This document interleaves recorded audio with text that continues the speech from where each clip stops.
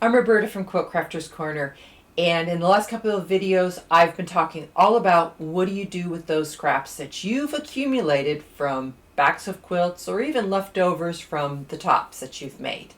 We're going to talk a little bit more about how to use up those bits and pieces that you've been collecting.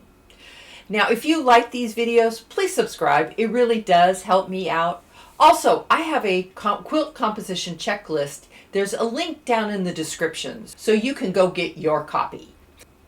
Now, what do we do with all those little bits and pieces? The quilt behind me is a Joanne Merrill Duckworth style quilt. And I saw this for the first time and I went, oh my goodness, this is great. All those great little pieces that I've been saving, now I can do something with them. So when I talked about sorting your scraps into colors, this was kind of the direction I was going in. So when I started sorting all those reds and the golds and the browns and the blues, because I have lots of blues, I started looking at these a little bit differently when I first saw this style quilt.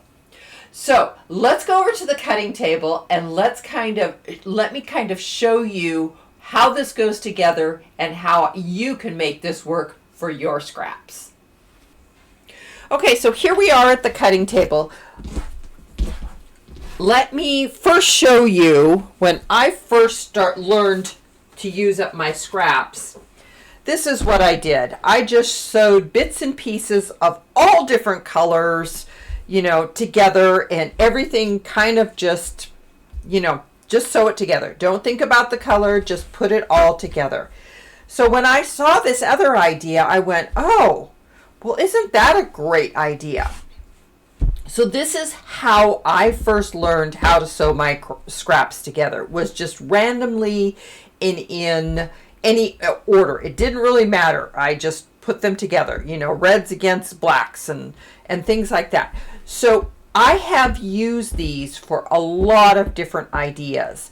I've put a fabric that reads as a solid over it and sewn it, and then used half square triangles.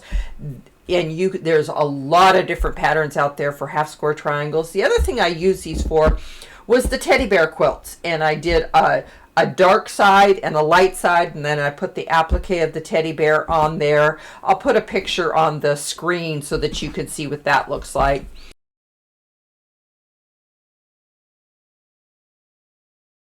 But these are all ideas that you can do just with your crumbs. And these are just real simple, easy ideas. Just sew them together randomly. There's really no rhyme or reason to it. Strips is fine. And these all just turn out really nicely, and they can be used this way too.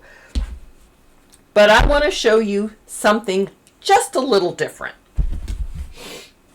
So here are my bits and pieces that I've just been sewing together.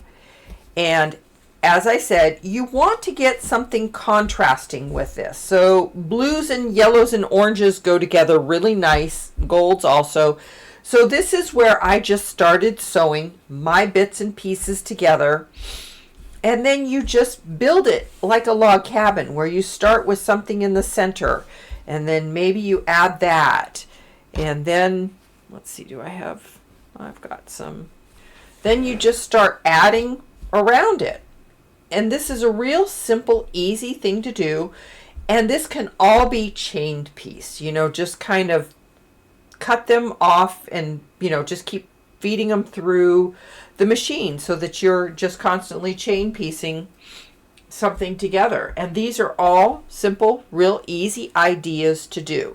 Now, as I'm doing this, I will just keep sewing and then take them all over a big pile or a big stack over to the iron, and then just I press them all out and then trim them up and then take them back and then start to do the next size or phase to it. So these are ones that are ready for the next edge to go on them. And what I'll do is I could take a piece like this that's a long thin strip and just put it down and then just start laying these on and just start feeding it through just like that. Do I have another one? And just keep feeding it through until you have the whole strip done. And then take it over, iron it, press it, and then add your next one. And that's all there really is to this. There is no rhyme or reason, and really don't overthink this. The only thing you really need to think about is color. Now, if I were to do like some of these again, I would avoid some of these lighter colors because I'm looking for more of the darks. That's what I want. I want more of the darks in there. And so as I've been experimenting with this and doing this, is you will discover what you like and what you don't like. And don't be afraid to, you know, take stuff apart if you don't like it. But most of the time I just leave it and just go, okay, I won't be using that one again, and I'll kind of put it off to the side if I have any more of that scrap. But some of these are a little too light when I started mixing them in. They were just too light, so those will go off to the side because I want this to be a little bit darker, because the concept behind this quilt, or this idea that I have in my head, is the Van Gogh's Starry Night, where you have those little pops of gold and the swirls of color. And that was the inspiration for this top when I started putting it together.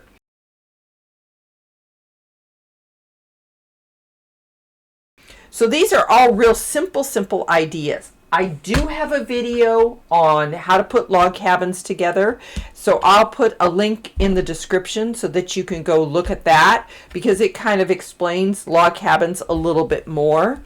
And I actually do have examples of log cabins. Now, I made these. These were made for the Aegean Sea quilt that I did. And as you can see, it's kind of this Greek key, and it kind of, the color swirls around, and then you use neutrals on it. So you start with your two center pieces, and then you add these two, and then these two, and then this one, and then these two, and then finally this one. So there's a method to putting log cabins together, especially if you're looking to do a pattern like this. You can get certain ways to get certain patterns. And like I said, I've done a whole series on log cabins and how to put them together. Like, link in the description.